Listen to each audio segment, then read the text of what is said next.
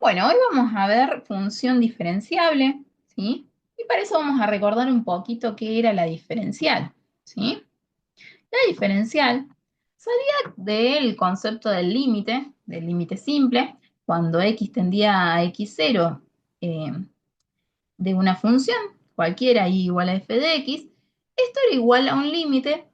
Para todo f de x menos el límite existiera un número épsilon. Si este épsilon existía, podríamos decir que la función era igual al límite más ese número que además tendía a cero, cuando x tendía a x0, ¿sí? Entonces, si el límite de un cociente incremental, ¿sí? Cuando el incremento tiende a cero es igual a la derivada en el punto, ¿sí? A donde estoy tendiendo la función. Utilizando este concepto de límite, es decir, de decir que el límite existe si existe un número epsilon tal que la función sea igual al límite más epsilon, entonces utilizando ese concepto podemos decir que la derivada, ¿sí? O el cociente incremental va a ser igual a la derivada de la función en un punto más un número de epsilon. Y si el incremento tiende a cero, que sería el mismo que decir que x tiende a x0, entonces epsilon va a tender a cero, ¿sí? Por lo tanto, vamos a tener que el incremento de y va a ser igual a la derivada por el incremento de x más ese epsilon por el incremento de x, ¿sí? Esto se lo conoce como la diferencial de la función, ¿sí? Entonces, la diferencial de y igual a f de x en un punto cualquiera x0 va a ser igual a la derivada de esa función en el punto por el incremento en x.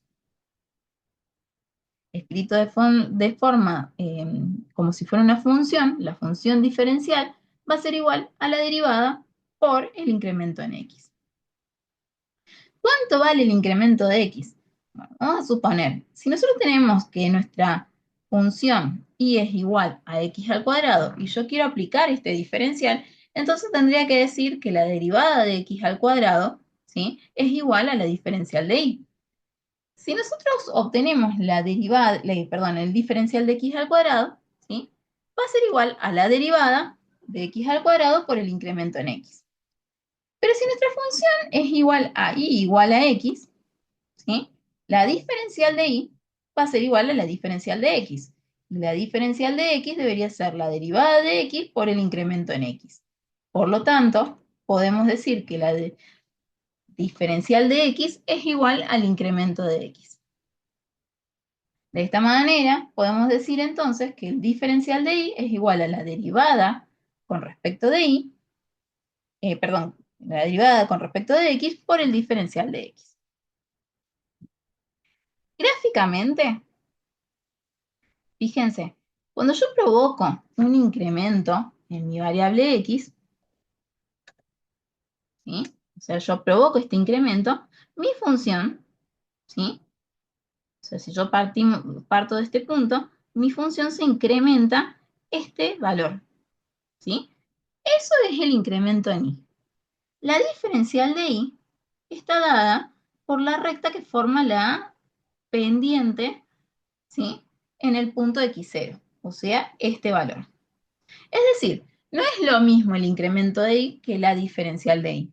¿Por qué? Porque existe un pequeño error, ¿sí?, que vendría a ser muy pequeño, porque acuérdense que el epsilon tiende a cero, ¿sí? Entonces es bastante pequeño esta diferencia, que acá se la ve como algo grande, pero en realidad es muy pequeña. Entonces nosotros podemos calcular el valor de una función en un punto, ¿sí?, incrementado, utilizando la diferencial, porque en realidad son valores muy cercanos entre sí, siempre y cuando estemos alrededor de un punto, ¿no es cierto? Entonces, supongamos que tenemos esta función y un punto AB. Ahora, todo este concepto de la diferencial lo vamos a trasladar a los campos escalares de dos variables independientes, ¿sí? Y después, encima, a su vez, lo vamos a seguir generalizando para n variables. Entonces, siguiendo el concepto de que la diferencial es igual a la derivada por el diferencial de x, En el caso de campos escalares de dos variables va a estar formado por dos términos. ¿Por qué? Porque yo tengo dos derivadas, que en este caso van a ser parciales, ¿sí? De un campo escalar de dos variables. La derivada parcial con respecto de x y la derivada parcial con respecto de y. ¿Sí? Entonces, trasladando el concepto de lo que es el diferencial de z va a ser una función, o el diferencial en un punto, va a ser la derivada parcial con respecto de x en el punto, por el incremento en x, más la derivada parcial con respecto de y en el punto por el incremento en y. Como los incrementos de x y el incremento de y es igual al diferencial de x y al diferencial de y, ¿sí? Nos va a quedar la expresión escrita de esta manera, ¿sí? O sea, la diferencia en sí con un campo escalar de una variable es que tiene un término, o va a tener un término, por cada variable independiente tenga la función, ¿sí? Esto que vemos acá es cuando yo quiero calcular el diferencial en un punto, y esto que vemos acá es cuando yo lo quiero obtener la función diferencial de z, ¿sí? Geométricamente representa algo similar a lo que vimos en el gráfico para una variable, ¿sí? O sea, cuando yo me traslado de este punto a este punto, en este caso el punto final del incremento está como acá, ¿sí? De acá arriba, mi función, que en este caso es el incremento de z, vendría a valer eso, o sea, eso sería el real. Y la diferencial está dado por el plano tangente a la función en ese punto, o sea, esto de acá. Si bien parecen valores muy diferentes entre sí, en realidad están muy próximos, muy cercanos entre sí.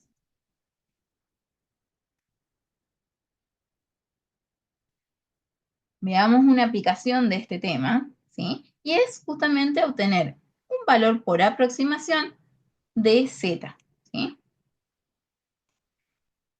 En este caso tenemos que calcular el valor aproximado de z igual a x a la quinta por y a la sexta en un punto que sería 1,0017 para x y su coordenada en y es 0,995. Entonces, ¿cómo haríamos un cálculo aproximado? Bueno, podríamos utilizar el concepto diferencial para calcular por aproximación el valor de mi función en este punto. Si bien parece una función simple, ustedes me dirán, che, pero si, ¿por qué no ponemos los valores en la calculadora y obtenemos el valor real de z? Este caso nos va a servir para poder distinguir eh, cuando, primero para poder ver que el valor de z en un punto utilizando la diferencial está muy próximo a calcular el valor real.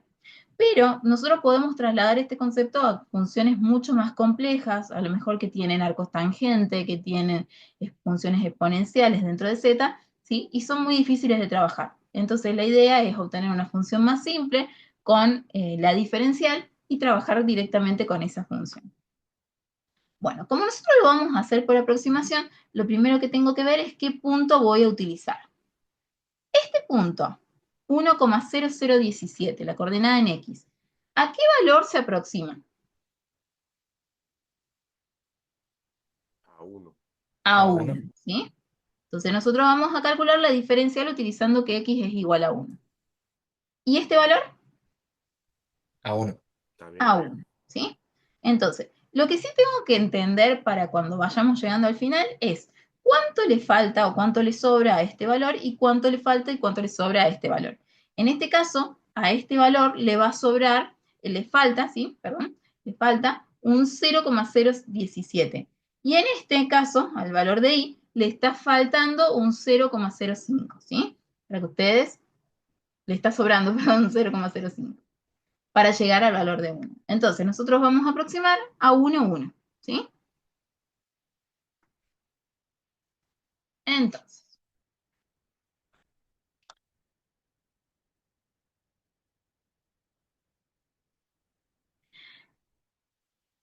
aproximación, ¿sí? Vamos a decir que la función en 1, 1 más el incremento en z va a ser el valor de z en este punto, ¿sí? Entonces, ¿qué nos falta a nosotros obtener? El incremento en z. La función valuada en 1, 1 es fácil de calcular, fíjense, cuando x es igual a 1 y y es igual a 1, z es igual a 1, ¿sí? Y lo que nosotros nos faltaría es obtener el incremento en z o el diferencial de z, que es lo que vamos a calcular nosotros. Entonces, la función en 1, 1 es igual a 1, ¿sí? Y para obtener el diferencial de z necesito calcular las derivadas parciales con respecto de x, con respecto de y, y evaluarlas en el punto 1, 1, que es a donde estoy aproximando. ¿Cuánto vale la derivada parcial con respecto de x? Se los pregunto a ustedes.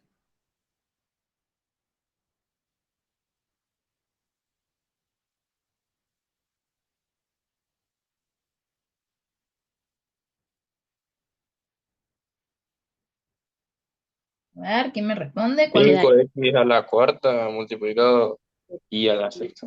Perfecto. ¿Y la derivada parcial con respecto de y?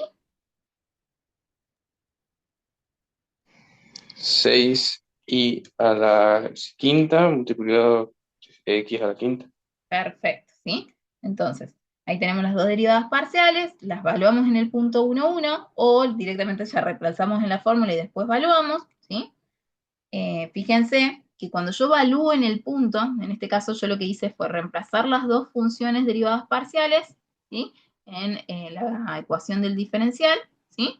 Y después la evalúo en el punto 1, 1. Pero fíjense que el diferencial de x y el diferencial de y no se evalúan, ¿sí? Porque ahora tenemos que justamente obtener qué es el valor del diferencial de x y qué es el valor del diferencial de y. Para eso tenemos que entender que diferencial de x y diferencial de y son iguales a los incrementos en x y al incremento en y, ¿sí? Y el incremento en x está dado justamente por este número que le falta a mi punto aproximado para llegar al punto real. Y por otro lado, en el caso de y, está dado por el valor que le sobra, porque fíjense que ahí yo lo aproximé a 1, ¿sí? Pero en realidad es 0,995. Entonces, obteniendo esos dos valores, el incremento en x y el incremento en y, los reemplazo en el lugar de los diferenciales y ahí obtengo el valor del incremento en z, ¿sí? En este caso es esto. ¿Por qué es este negativo y por qué es este positivo? Este es positivo porque me falta para llegar a 0,017. Y este es negativo, ¿sí? Porque yo le tengo que sacar a 1 ese valor. Una vez que tenemos el incremento en z, con el valor de la función en el punto y este incremento, obtenemos el valor real de z de la función en el punto, ¿sí?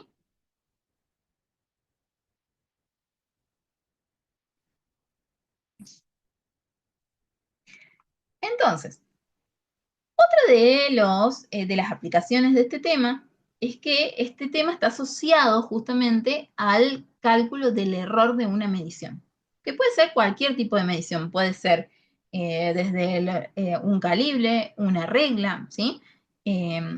Una medición de temperatura con termómetros, ¿sí? Y está asociado justamente que, por ejemplo, todo el sistema internacional tiene concepto de patrones, patrones de medida. Por ejemplo, en el caso del metro, el metro original está en una incubadora en Francia, digamos, bajo condiciones controladas de presión y temperatura, ¿sí? Lo mismo un termómetro, ¿sí? Cada uno de los conceptos del Sistema Internacional de Medida, digamos, está asociado a un patrón.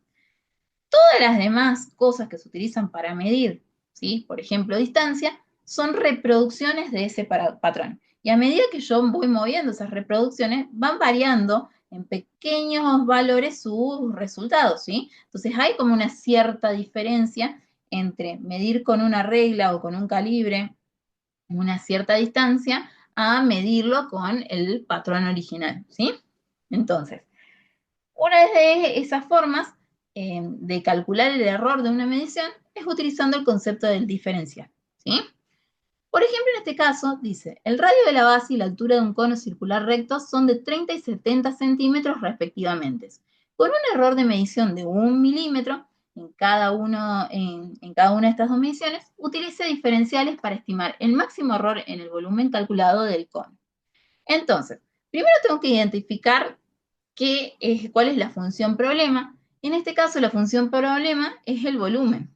¿El volumen de quién? De este cono que vemos acá, ¿sí? Entonces, me tengo que acordar de cuál era la fórmula del volumen para un cono, ¿sí? Que es esta de acá. Fíjense que la fórmula de este volumen depende del radio, ¿sí? Y de la altura, ¿sí? Entonces, mis variables independientes acá son justamente el radio y la altura. Es decir, dejamos de trabajar con Z, con X y con Y, sino que le ponemos volumen, radio y altura. Entonces, me dice que el radio y la altura son 30 centímetros para el radio y 70 centímetros mide para la altura, ¿sí? Y su error de medición es 1 milímetro. Ese 1 milímetro va a ser el incremento, ¿sí? Y los dos tienen el mismo error porque justamente lo estoy midiendo con el mismo calibre o con la misma regla, ¿sí? Entonces, una cosita, es indistinto el orden, ¿sí? Yo acá lo ordené como radio y altura porque es como aparecen en el programa, pero tranquilamente ustedes pueden decir las funciones h y r y les va a dar exactamente lo mismo. Bueno, entonces, para poder calcular el error máximo de este volumen, vamos a calcular la derivada parcial con respecto al radio, la derivada parcial con respecto a la altura, ¿sí? Lo vamos a meter dentro de la ecuación del diferencial y vamos a obtener el valor, ¿sí?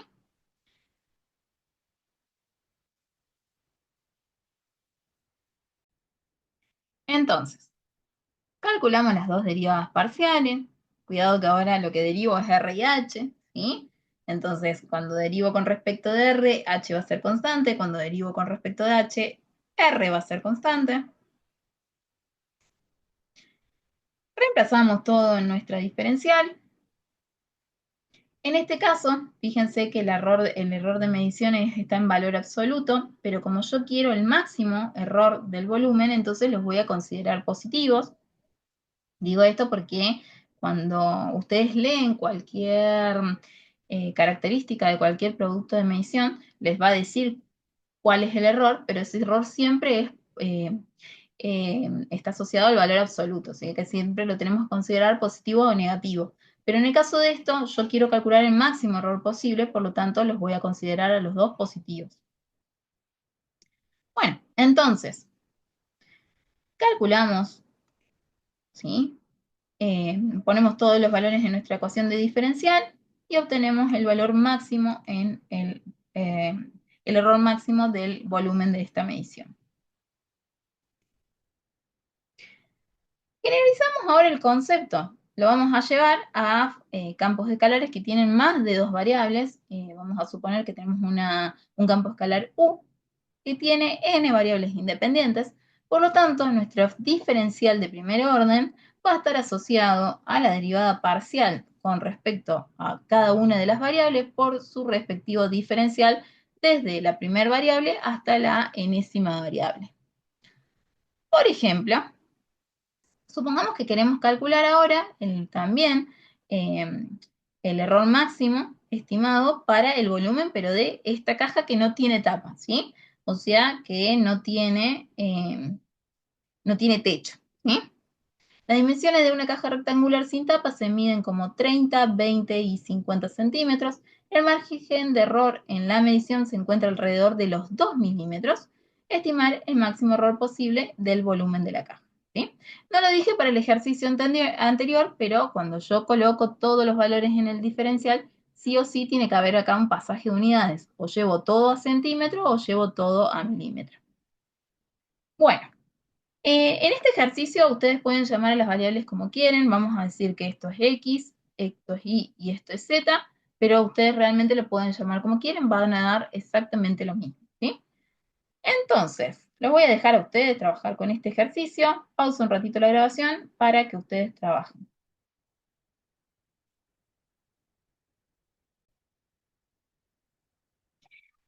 Entonces, tenían que calcular las derivadas parciales. Cuidado que ahora van a trabajar. Por ejemplo, si quieren obtener la derivada parcial con respecto de X, Y y Z van a ser constantes. Y así sucesivamente, ¿sí? Completamos todo, ¿sí? En este caso, como vuelve a ser otra vez el error de la medición es 2 milímetros, pero yo quiero estimar el máximo error posible, entonces voy a utilizar el valor absoluto positivo, ¿sí? Y pasado a centímetros me quedan 0,2 centímetros, ¿sí? Reemplazamos todo y calculamos 620 centímetros cúbicos.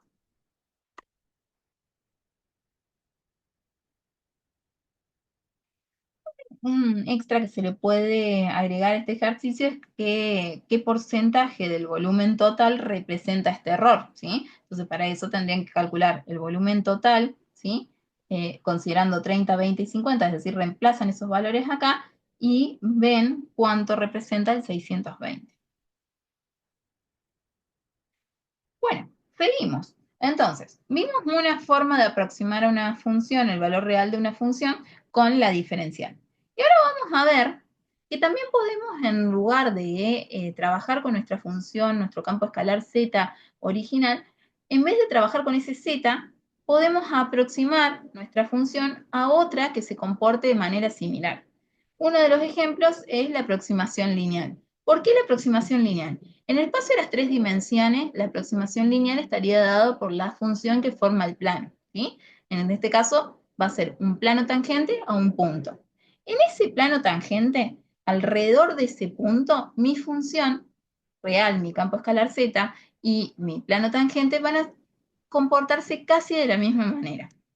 Entonces, en lugar de trabajar con la función original, vamos a trabajar con el plano tangente. ¿Por qué hacemos eso? Porque nuestra función z puede tener una forma muy compleja y la aproximación lineal es trabajar con la función más simple que existe en el espacio de las tres dimensiones. Entonces, ¿cómo vamos a hacer esto? El plano tangente o aproximación lineal de un campo escalar de dos variables en un punto, siempre y cuando la función sea diferenciable, es decir, que admita derivadas parciales continuas en el punto x0, ¿sí? Nosotros vamos a poder encontrar una función lineal a ese plano tangente, a esa función tangente a la función en ese punto. Entonces, si delta x o el incremento en x tiende a 0 y el incremento en y tiende a 0, entonces nuestro incremento en z va a tender a ser similar al diferencial de z. Entonces, el incremento en z está dado por la diferencia entre el valor de la función incrementada menos la función valuada en el punto, ¿sí? Y eso debería ser aproximado a la derivada parcial con respecto de x, ¿sí? Por el incremento en x, que va a ser el x final incrementado menos el x inicial. Y lo mismo para y. La derivada parcial con respecto de y en el punto por el incremento en y, ¿sí? O sea, esto vendría a ser el incremento en z, esto es el incremento en x y esto es el incremento en y, ¿sí? Y esto vendría a ser la función diferenciable, ¿sí? Y como justamente si el incremento en x, el incremento de y tiende a 0, podemos decir que el incremento en z entonces va a tender al diferencial de z, los unimos de esta manera. Pasando el valor real de z en el punto para este lado de la ecuación, porque es un valor conocido, entonces nosotros acá obtenemos la función del plano tangente, ¿sí? Entonces, la función del plano tangente, a la que vamos a llamar z, zt, va a ser igual a la derivada parcial con respecto de x en el punto por x menos x0, más la derivada parcial con respecto de y en el punto por y menos y0, más el valor real de mi función z en el punto. Y si se acordarán un poquito de álgebra y geometría analítica, ustedes saben que cualquier plano en el espacio de las tres dimensiones tiene asociado una recta normal. Entonces, en el caso de análisis 2, para este plano tangente, la recta normal va a estar dada por esta expresión. ¿Qué representa este plano?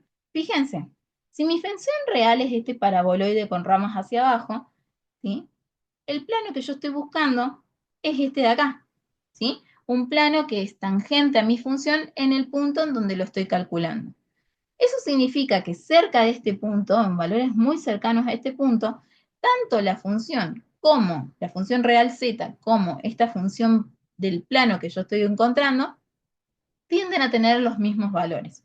Si nosotros hacemos un corte, ¿sí? Y vamos a suponer que este es mi paraboloide y este de acá es mi plano, fíjense, en valores muy cercanos al punto en donde yo calculé el plano, que va a estar dado por esta recta de acá, ¿sí? Este punto de acá, digamos, mi función y mi plano tienen los mismos valores. A medida que yo me voy alejando, ¿sí? Fíjense, ahí ya empieza a haber una diferencia, ¿sí? Es decir, tengo que evaluar qué tantos valores o qué tanto me puedo alejar del punto para que tenga el mismo valor mi función z y la función del plano que estoy calculando, ¿sí? Entonces, por ejemplo, vamos a encontrar la ecuación del plano tangente y de una recta normal a la superficie z igual a 4x cuadrado más y al cuadrado en el punto 1, 1. Fíjense que esto es un paraboloide, ¿sí? Con ramas hacia arriba, ¿sí? O sea, mi función problema es un paraboloide con ramas hacia arriba. Entonces, necesito encontrar el plano tangente al punto 1, 1 para esa función. Entonces, necesito encontrar la derivada parcial con respecto de x, evaluarla en el punto, y la derivada parcial con respecto de y, evaluarla en el punto. También necesito encontrar el valor de z en el punto 1, 1. Entonces, calculamos las derivadas parciales, fíjense, con respecto de x es 8x, con respecto de y es 2y, y las evaluamos en los puntos.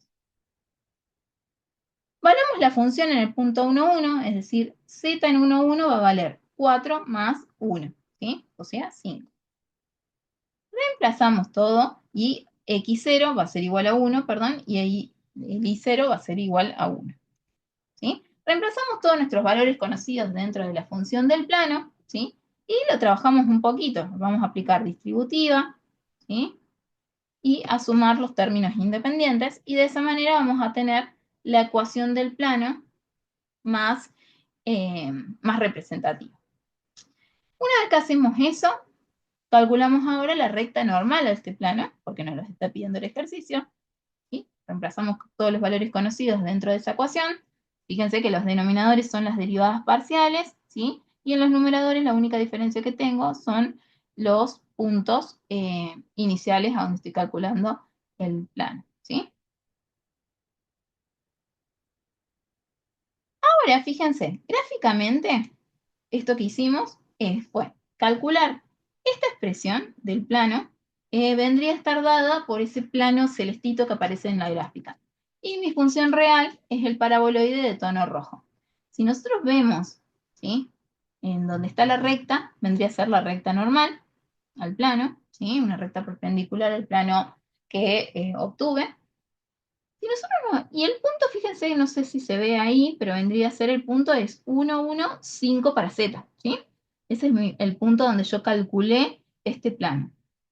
Si nosotros nos acercamos ahí, vemos que la función y el plano prácticamente se están tocando. Es decir, que no importa qué valor de x, qué tanto me aleje yo de x y de y, siempre que esté alrededor de ese punto, yo puedo utilizar ese plano para aproximar a mi función, ¿sí? En vez de utilizar esta función, voy a utilizar este plano, ¿sí?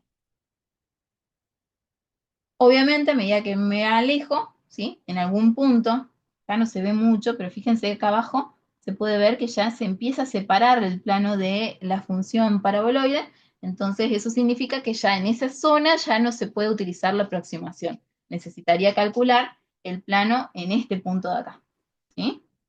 Para poder aproximar ahí.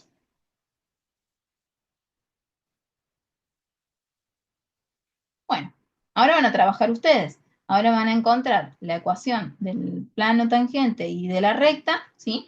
Vamos a hacer esto, porque acá me pide además hacer una verificación con la diferencial. Entonces ustedes al principio me van a calcular el plano, ¿sí? Que le correspondería a esta función en el punto 2,1, 2,1, perdón, y su recta normal. Eso es lo que van a hacer ahora ustedes. La segunda parte la hago yo.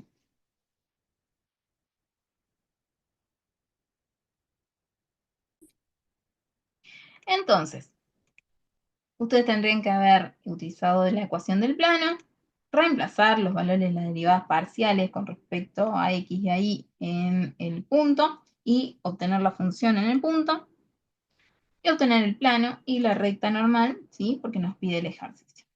Ahora además me pide el ejercicio calcular la variación del plano tangente al pasar del punto P0 al punto 2,1,6,9 y verificar que coincide con la diferencial. Entonces, lo que vamos a hacer es utilizar estos valores, ¿sí? Para nuestro plano, ¿sí? Y vamos a obtener el valor de z, ¿sí? En 2,1 y 0,9, ¿sí? Eso es lo que vamos a hacer.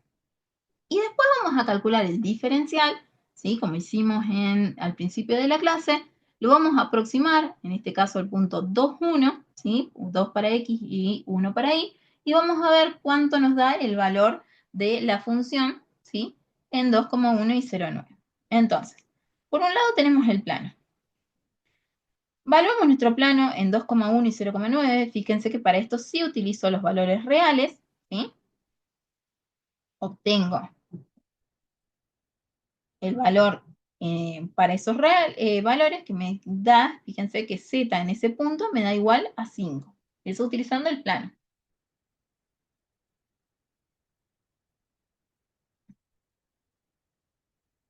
Ahora, obtenemos el valor de la diferencial o la ecuación del diferencial, ¿sí? La función diferenciable, que va a ser igual a la derivada parcial con respecto de x por diferencial de x, más la derivada parcial con respecto de y por diferencial de y, ¿sí? En este caso, como yo voy a aproximar al punto 2, 1, entonces lo que vamos a hacer es a x, ¿sí? El 0,1 le vamos a tener que multiplicar como su incremento en x 0,1. Positivo porque fíjense que estoy tomando un poquito de más. Y 0,9, ¿sí? Va a ser negativo, ¿sí? Porque me estaría faltando. Y el valor me da 0,2. Entonces, en este caso lo que hice fue obtener el valor real, ¿sí? 5,2 menos 5 me da 0,2 y fíjense que el error obtenido por los dos lados es el mismo, ¿sí?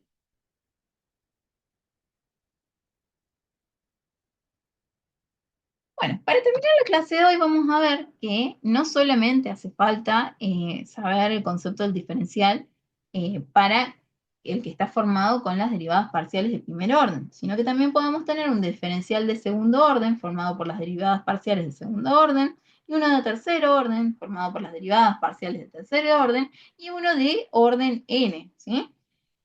¿Cómo se obtiene el diferencial de segundo orden? Pues tengo 4 derivadas parciales de segundo orden. Una con respecto de x dos veces, una con respecto de y dos veces y dos cruzadas. Las dos cruzadas son iguales, pero tienen que estar representadas en el diferencial. Entonces, el diferencial de segundo orden tiene esta forma. Y el diferencial de tercer orden tiene esta forma. Si uno los mira, ¿sí? Fíjense, derivada de segundo orden con respecto de x dos veces por diferencial de x al cuadrado, más 2 por dos derivadas cruzadas, evaluadas que podemos ser evaluadas en el punto, por diferencial de x, diferencial de y, más la derivada con respecto de y dos veces por el diferencial de y al cuadrado, ¿sí? Eso tendría forma de trinomio cuadrado perfecto, ¿sí? Y fíjense el de tercer orden. Derivada parcial de tercer orden con respecto de x tres veces por diferencial de x al cubo, más tres derivadas parciales cruzadas, las x, y, por diferencial de x al cuadrado, porque derivé dos veces con respecto de x, y por diferencial de y solo, porque derivé una sola vez con respecto de y, más tres derivadas parciales cruzadas, x, y. Es decir, diferencial de y ahora está al cuadrado porque derivé dos veces con respecto de y como derivé una vez con respecto de x, va por el diferencial de x. Más la derivada parcial con respecto de y tres veces por el diferencial de y al cubo. O sea, esto tiene forma de cuatrinomio cubo perfecto. Es decir, si nosotros aplicamos, ¿sí?, al diferencial de primer orden una potencia 2, voy a obtener el diferencial de segundo orden. Y si le aplico una potencia 3, voy a tener el diferencial de tercer orden. Por lo tanto, podemos escribir que un diferencial de orden n va a estar dado por este operador, ¿sí? En donde aplicar la potencia n al diferencial de primer orden me va a dar el diferencial que quiero obtener. Entonces, por ejemplo, supongamos que quiero calcular para este z y en ese punto el diferencial de segundo orden. Entonces, primero tengo que empezar calculando las derivadas parciales. Primero las dos de primer orden Y de estas dos de primer orden van a salir mis derivadas parciales de segundo orden. Fíjense que la cruzada la calculo una sola vez, ¿sí? Porque se supone que siempre van a ser iguales. Una vez que tenemos las derivadas parciales, lo reemplazamos en el diferencial, y como en este caso me piden el punto 1, 2, ¿sí? No hace falta llevar a la mínima expresión, sino directamente reemplazar las derivadas parciales en el punto.